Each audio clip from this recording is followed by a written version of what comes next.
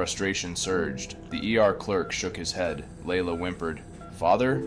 A kind doctor passed, seeing Layla's distress. She gently asked, "Is everything all right?" I quickly explained Layla's father, Ahmed Al-Farsi, was missing in the system. The doctor spoke to Layla in her language. Layla burst out her fear. The doctor listened, then turned to me. Her father was brought in by ambulance this morning, unconscious, labored breathing. A thought sparked in the doctor's eyes. Ahmed Al-Farsi. Could he be the John Doe from Critical Care? Unresponsive, Middle Eastern male? The clerk typed furiously. "Yes, John Doe, ICU room 307, stable," Layla gasped, anguish mixing with immense relief. "John Doe?" I told her. "Your father. He is here in ICU room 307. We found him." Tears streamed down her face. "Thank you," she whispered. Exhaustion and exhilaration washed over me. We had found him. Whiterian Medical Center, the app said. Huh, I thought. Another hospital run. Normally, those are pretty straightforward. People going to appointments, visitors heading home. Nothing too dramatic. Boy, was I wrong. I pulled up to the main entrance, the rain drumming a frantic rhythm on my roof, sounding like 1,000 tiny hammers. And there she was, standing under the meager shelter of the hospital awning, hunched over, clutching a small, worn bag to her chest, like it was her only possession in the world. She looked lost and soaking wet, despite the awning. Her hair, dark and plastered to her face, dripped onto her shoulders, making dark spots on her already soaked clothes. As I pulled up, she didn't even look at my car. She just stared out at the rain, her gaze fixed on something far away, like she was waiting for something that wasn't coming, or something that had already gone.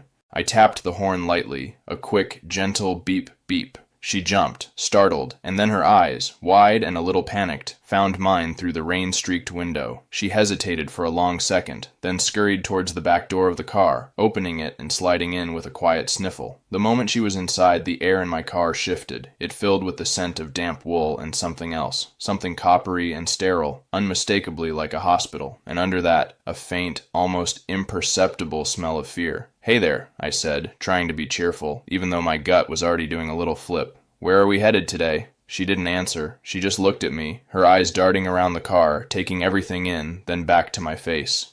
She had these incredible, deep brown eyes, full of a pain I couldn't quite place. A raw, vulnerable kind of pain. "The app," I tried again, pointing to my phone, to the glowing screen.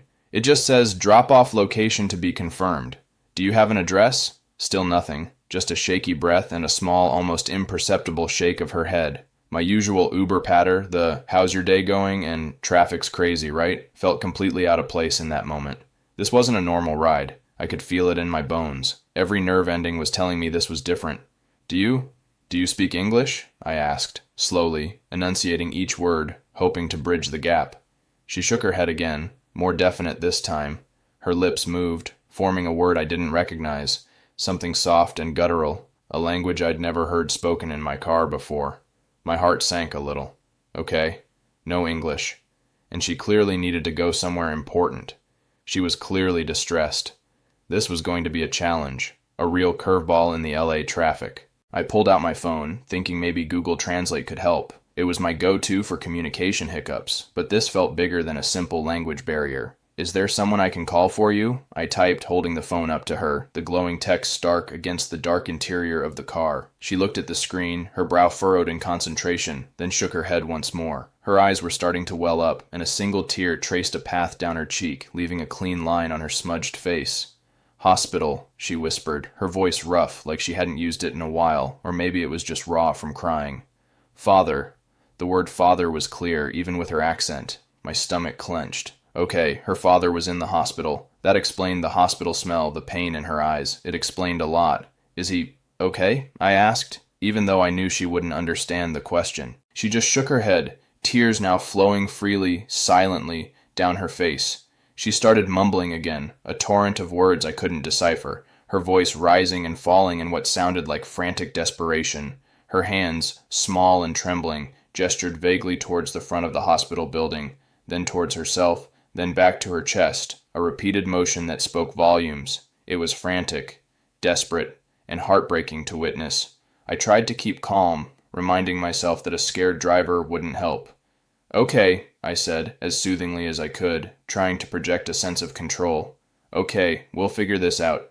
I pulled the car around to a less busy spot, just past the main entrance, pulling off to the side where we wouldn't be blocking the constantly moving LA traffic, and put it in park. I knew I couldn't just drive her aimlessly, not with this level of distress. "Do you have an address?" I asked again, pointing to the app screen. "Or a name of a person I can call?" She rummaged in her bag, her hands fumbling through what looked like a few crumpled tissues and a small wallet. She pulled out a crumpled piece of paper, flattened it out with shaky fingers, and handed it to me. It was covered in handwriting I didn't recognize, not English, maybe Arabic or Farsi. I had no idea, but the loops and lines were elegant, yet foreign. I could make out a few numbers, though, a phone number, and a name. "Dr. Al-Hamad," I read aloud, pointing to the name, hoping I was pronouncing it even close to correctly. She nodded vigorously, her face lighting up with a glimmer of hope, like a tiny candle flickering in the dark. "Dr. Al-Hamad," she repeated, her voice stronger now, more urgent. "Yes, my father, he needs him." "Okay, Dr. Al-Hamad, a doctor." That was a start, a tangible lead in this sea of confusion in the heart of Hollywood. I quickly punched the number into my phone. It rang once, twice, then a polite, professional voice answered. "Hollywood Presbyterian Medical Center, Dr. Al-Hamad's office. How can I help you?" "Hi," I said, trying to be calm and composed, even though my heart was still pounding a frantic drum solo in my chest. "My name is Kyle. I'm an Uber driver. I have a passenger here. She's in distress, and she says her father is critically ill and needs Dr. Al-Hamad." There was a pause on the other end, a beat of silence that felt impossibly long. "And her name?" the voice asked, a touch of skepticism in it now, a hint of suspicion that I understood but was frustrated by. I looked at my passenger, gesturing for her name. She said something I still couldn't understand, a string of consonants and vowels that melted into one another, completely unfamiliar to my ears. I shook my head. "I'm sorry, I don't know her name. She doesn't speak English." Another pause, then a sigh, a very professional, yet audibly exasperated sigh. "Sir, Dr. Al-Hamad is in surgery right now. He cannot be disturbed, and we cannot give out patient information." "I understand," I said, trying to keep my voice even, trying to explain the urgency without sounding like a crazy person. "But this seems really urgent. She's clearly in a lot of pain, she's crying, and she keeps saying, 'Father' and 'Dr. Al-Hamad.'" I glanced back at her. She was watching me, her eyes pleading, her entire body language begging me to make them understand. "Please," I mouthed to her. "Just a moment." I turned back to the phone. "Is there anyone else I can talk to? A nurse? Anyone who might know about a patient who needs Dr. Al-Hamad?" The voice on the other end softened slightly, perhaps hearing the desperation in my own voice. "I can transfer you to the nursing station on the 3rd floor, but they won't be able to give you any information either without a patient name or room number." "Please," I said. "Anything helps. We just need to know if he's here and if he's okay." She transferred me. The line rang and rang and rang. Each ring felt like another blow to Layla's dwindling hope. Finally, a harried voice answered, sounding like they were juggling 3 things at once. "3rd floor. Can I help you?" I went through the whole explanation again, feeling increasingly desperate, the words feeling heavier each time I repeated them. The nurse was sympathetic, yes, but also firm, sticking to protocol. "I'm sorry, sir. Without a patient's name, we can't tell you anything. She needs to come inside and speak to someone at the front desk or admissions." "She can't," I said, looking back at Layla, who was now clutching her bag even tighter, her shoulders shaking with silent sobs. "She doesn't speak English. She's terrified to go in alone." "Then she needs a translator," the nurse said, her voice sounding tired, worn down by a long shift in a busy LA hospital. "We have on-call translators, but she needs to be here in the hospital for us to arrange it." "She is at the hospital," I exclaimed, my voice probably a little too loud, breaking my composure. "She's in my Uber, right outside the main entrance. She's right here." Another sigh, a deeper one this time. "Sir, I really can't help you over the phone like this. You need to bring her inside." I hung up, defeated, the phone feeling heavy in my hand. This wasn't working. I looked at Layla. Her hope had completely faded, replaced by that same deep despair I'd seen when I first picked her up. She seemed to understand that the calls hadn't helped, that the doors to information were closed to her. What was I supposed to do? Just drive her around the LA streets? Drop her off somewhere? The thought made my stomach churn. My mind raced, trying to find a way around this wall. There had to be something. "Okay," I said, looking at her, trying to project confidence I didn't quite feel. "We're going to try something else." I pulled up my own Google Translate app, switched it to detect language, and started speaking slowly, carefully, enunciating each word into the phone's microphone. "What is your father's name?" I asked, holding the phone out to her. The app translated my words into something. She looked at it, her eyes still clouded with tears, then spoke hesitantly into the phone, her voice barely above a whisper. A few seconds later, the translation appeared on my screen, clear as day. "His name is Ahmed Al-Farsi. Ahmed Al-Farsi. Okay, a name, a full name. That was a start, a proper lead. And what is wrong with him?" I asked, again through the app, trying to sound gentle.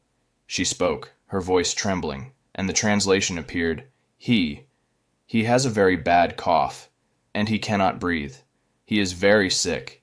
He was at home, he fell, and he could not wake up. My heart sank even further. A very bad cough. Can't breathe. Unconscious. That sounded not just serious, but critical. Is he here at this hospital?" I asked, my voice barely a whisper, dreading the answer. She nodded, tears streaming again, but this time with a hint of certainty. "He is here. He came this morning. The ambulance brought him." I looked out at the pouring rain, watching the headlights streak past on Sunset Boulevard. She was clearly terrified, and completely alone, it seemed, facing this nightmare in a massive city, with no one to speak her language, no one to advocate for her. I couldn't just leave her. I thought about calling Uber support, but what would they do? Tell me to follow protocol? Drop her off? No. This was bigger than Uber protocol. This was a person in desperate, immediate need. This was a human being's life, or at least their peace of mind, hanging in the balance. I took a deep breath, the decision solidifying in my mind. "Okay," I said, putting the car in park again, pulling the keys from the ignition. "We're going inside, together." She looked at me, bewildered, her wet face a mix of confusion and a flicker of hope. "Inside?" she repeated, her eyes wide, like I was suggesting something impossible. "Yes, inside the hospital. We're going to find your father. We're going to make them understand." She still looked unsure, fear lingering in her eyes, but something in my voice, or maybe just the sheer exhaustion and desperation in her own, made her nod. "Okay," she whispered, a tiny, almost inaudible sound. I got out, opened her door, and offered her my hand. She hesitated, then took it, her hand surprisingly small and cold, her fingers wrapping tightly around mine. We walked through the automatic doors, the sudden warmth of the hospital air a stark contrast to the cold, damp rain outside. The lobby was bustling, even on a rainy LA Tuesday afternoon, people hurrying to and fro, the murmur of conversations, the rhythmic beeping of machinery in the distance. It was overwhelming, especially for someone already in distress and facing a language barrier in such a huge place. She clung to my arm, her eyes wide, taking in the chaotic scene, like a frightened animal dropped into a loud, unfamiliar place. "Okay," I said, trying to sound confident and reassuring. "First we go to the front desk." We walked over to the information desk. A kindly-looking woman with silver hair, her uniform crisp, smiled at us. "Can I help you?" she asked. "Hi," I said, trying to sound as polite and calm as possible, explaining the situation for what felt like the 10th time. "My passenger here is looking for her father, Ahmed Al-Farsi. She says he was admitted this morning. She doesn't speak English, so I'm trying to help her find him." The woman typed something into her computer, her fingers flying over the keyboard, her brow furrowed, a sign I was getting used to. "I'm not seeing anyone by that name admitted today, sir." My heart plummeted. My last thread of hope felt like it was slipping. "Are you sure?" I asked, my voice rising slightly, a hint of desperation creeping in. "She's very worried. She said he has a bad cough, can't breathe. He came by ambulance." "I'm sorry," the woman said, shaking her head, her smile fading into a look of regret. "No Ahmed Al-Farsi. Are you sure he's here? Perhaps a different hospital in the LA area? We get transfers sometimes." I looked at Layla. Her face fell, her eyes clouding over again. She understood the negative answer. "Ahmed Al-Farsi," she repeated, pointing to her chest, then making a violent coughing motion, her eyes pleading with the desk attendant. "Very sick. Please." The woman at the desk looked sympathetic, but helpless, trapped by her own system. "Perhaps he was admitted under a different name," she suggested, looking at me. Or maybe he's in the ER and hasn't been formally admitted yet. The ER, I exclaimed, a new wave of hope crashing over me. Of course, thank you. I gently steered Layla towards the emergency room entrance, the fluorescent lights of the corridor buzzing above us. It was even more chaotic in there. People in various states of discomfort, some groaning softly, others staring blankly at a TV mounted high on the wall, showing a local news report about the rain. The smell of antiseptic was even stronger here, almost stinging my nose. We approached the check-in desk. Another harried-looking person, a man this time, was speaking quickly into a phone, his voice sharp and efficient. He looked up, a weary expression on his face, like he'd been fighting battles all day. Yes? Hi, I said, trying again, feeling like a broken record. I'm looking for a patient, Ahmed Al-Farsi. He was brought in this morning with severe respiratory issues. The man typed, his fingers drumming impatiently. Then he shook his head. No Ahmed Al-Farsi in the ER. Are you sure this is the right hospital? We're Hollywood Presbyterian, not Cedars or UCLA. Layla started to whimper, a small, lost sound. She pulled on my sleeve, her grip desperate. Father, she whispered, her voice choked with tears. Where is my father? I felt a surge of pure, unadulterated frustration. This was impossible. It was a brick wall. Excuse me, I said, my voice firmer now, cutting through the background noise. She's absolutely certain he's here. She came straight from her home in Glendale to this hospital because the ambulance brought him here. Could there be a different spelling? Or a common nickname? Something? The man sighed, a long drawn-out sound that clearly said, I don't have time for this. Sir, we have hundreds of patients coming through here. If you don't have an exact name or a specific room number, it's very difficult. We can't just go looking for everyone. Just then, a doctor, a young woman with kind eyes and a tired but compassionate expression, walked past, looking at some charts clipped to a clipboard. She paused, seeing the distress on Layla's face, her professional demeanor softening. Is everything all right here? She asked, her voice gentle, surprisingly calm amidst the chaos. No, doctor, I said quickly, my words tumbling out as I explained the situation for the fourth or fifth time. My passenger here is looking for her father, Ahmed Al-Farsi. He's very ill, but they can't find him in the system by that name. The doctor looked at Layla, her gaze thoughtful. Then, to my astonishment, she spoke to her in a language that wasn't English, a language that flowed softly and rhythmically. Layla's head snapped up. Her eyes, which had been so dull and defeated, suddenly lit up, a brilliant spark of recognition. She burst into a torrent of words, fast and emotional, gesturing wildly, pouring out her fear and her story to someone who finally understood. The doctor listened patiently, occasionally nodding, her hand resting gently on Layla's arm, her expression growing more serious, the weight of the situation clearly settling on her. When Layla finished, her breath coming in ragged gasps, the doctor turned to me. She says her father was brought in by ambulance this morning. He was found unconscious at home. His breathing was very labored. She described his symptoms precisely. That's exactly what she told me, I confirmed, feeling a surge of relief that someone finally grasped the full picture. But they still can't find him by name. The desk just keeps telling us there's no record. The doctor thought for a moment, her gaze distant as she processed the information. What was his name again? Ahmed Al-Farsi, I repeated, enunciating each syllable carefully. The doctor's eyes widened slightly, a sudden realization dawning on her face. Ahmed Al-Farsi, she murmured, a flicker of recognition. She turned sharply to the check-in man, her voice authoritative now, cutting through his previous dismissiveness. Did you check the critical care list from this morning? We had a John Doe come in, unresponsive, severe respiratory distress. Middle Eastern male, about 60s, no identification. Sounds consistent. The ambulance mentioned a possible address from a residential street off Fountain Avenue. The man's eyes widened too. He typed furiously, his usual weary expression replaced by urgency. Then he pointed at the screen, his face showing a mix of surprise and relief. Yes, we have a John Doe, actually. He matches that description perfectly. He was just transferred to ICU room 307.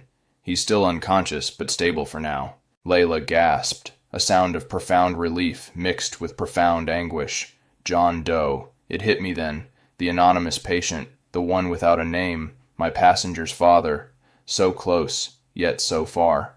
John Doe, I repeated, feeling a wave of nausea, a chilling realization of how close they'd come to losing each other in the vast, impersonal system of a big city hospital. They didn't know his name, he was just A John Doe? The doctor nodded grimly. He had no identification on him, and he was completely unresponsive. With no family or friends immediately present to provide information, he was admitted as a John Doe, so we could begin critical treatment immediately. It happens more often than you'd think in a city like LA.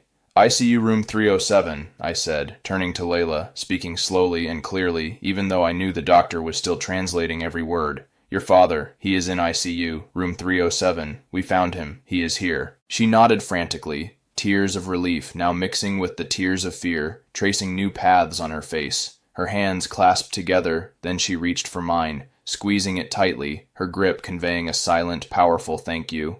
Thank you. Thank you, she whispered in English, the only words she seemed to know, over and over again, her voice choked with emotion. The doctor smiled gently, a look of deep satisfaction on her face. I'll have a nurse take you up there immediately, and we'll get a proper translator, one of our staff, to ensure you can communicate fully with the medical team. It's crucial that we get his correct information for his medical records, now that we know who he is. As a kind nurse with a warm smile led Layla away, Layla's hand still clutching mine for a moment longer before she let go, I felt a strange mix of exhaustion and exhilaration. I had just spent an hour in an Uber ride that never moved, playing detective and translator, navigating bureaucracy and language barriers. And I hadn't made a dime for the ride. In fact, I was losing money just sitting there. My Uber app was probably screaming at me for the long stop. But as I walked back to my car, the rain still falling, but somehow less oppressive now, the city lights reflecting off the wet pavement, I couldn't help but smile. I had helped, really helped. This wasn't just a ride from point A to point B. This was a moment, a connection, a human being reaching out in desperation, lost in a big city, and another human being reaching back. It was a powerful reminder that sometimes, being an Uber driver isn't just about getting someone where they need to go. Sometimes it's about helping them find their way back to hope, to their family, to what matters most. That should have been the end of it, right? I drop her off, she finds her dad, I get back to cruising the LA streets. But this story, it wasn't quite finished. It had another chapter waiting to unfold, one that truly brought home the impact of that rainy day. A few days later, a Wednesday, I think. The sun was finally out, blazing down on Hollywood, making the wet world sparkle and steam. I was grabbing a coffee at a small independent cafe on Franklin Avenue, just chilling between rides, scrolling through my phone. My phone buzzed, new notification. It was a message through the Uber app, not a ride request, but a direct message. That's rare.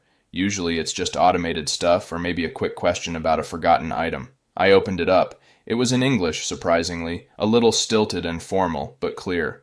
To Kyle, my kind Uber driver. My heart gave a little thump. I remembered the passenger. Layla. I am the daughter of Ahmed Al-Farsi. My name is Layla. I hope this message finds you well. Layla. So that was her name. It was beautiful, and seeing it written out, a direct message from her, felt incredibly personal in such an impersonal city. I wanted to thank you again from the bottom of my heart. My father is recovering. He had a very serious lung infection, and if he had not received help when he did, the doctors said, well, it would have been very bad. You helped save his life. Dr. Al-Hamad told us this. I felt a warmth spread through me, like hot coffee on a cold morning. Recovering. That was amazing news. The best news I could have hoped for. When I tried to use the hospital phone to call you to thank you, they said they could not give out your number. But a kind nurse at the information desk, the one with silver hair, helped me send this message through the Uber app.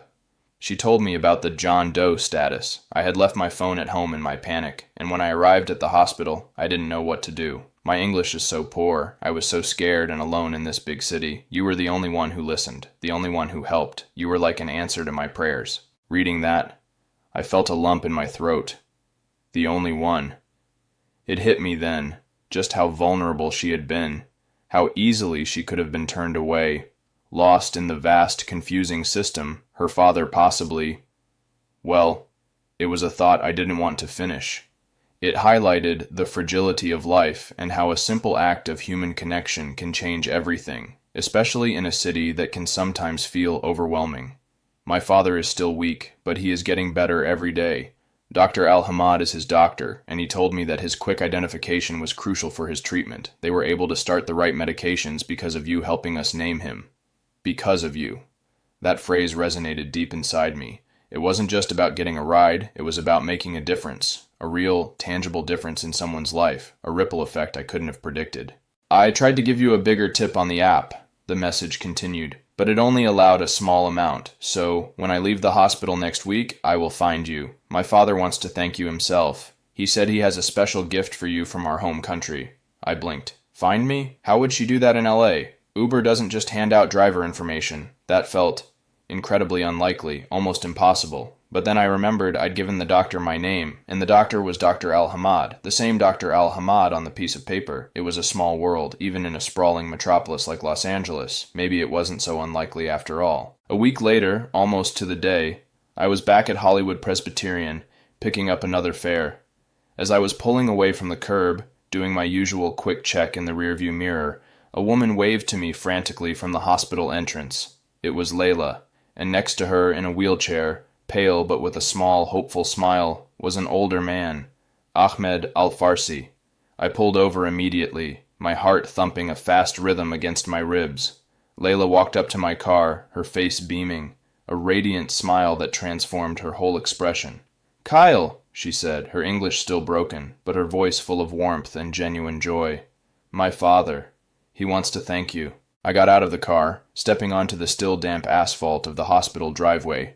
Ahmed Al-Farsi, despite his obvious frailty, extended a hand to me. It was a strong grip, surprisingly firm, full of profound gratitude. He said something in his language, his eyes conveying more than words ever could, and Layla quickly translated. "He says you are like a son to him. You saved his life. He calls you the angel in the black car." My eyes stung a little. An angel in the black car. That was something else. Something truly special. He reached into a small bag Layla was holding and pulled out a beautifully embroidered scarf.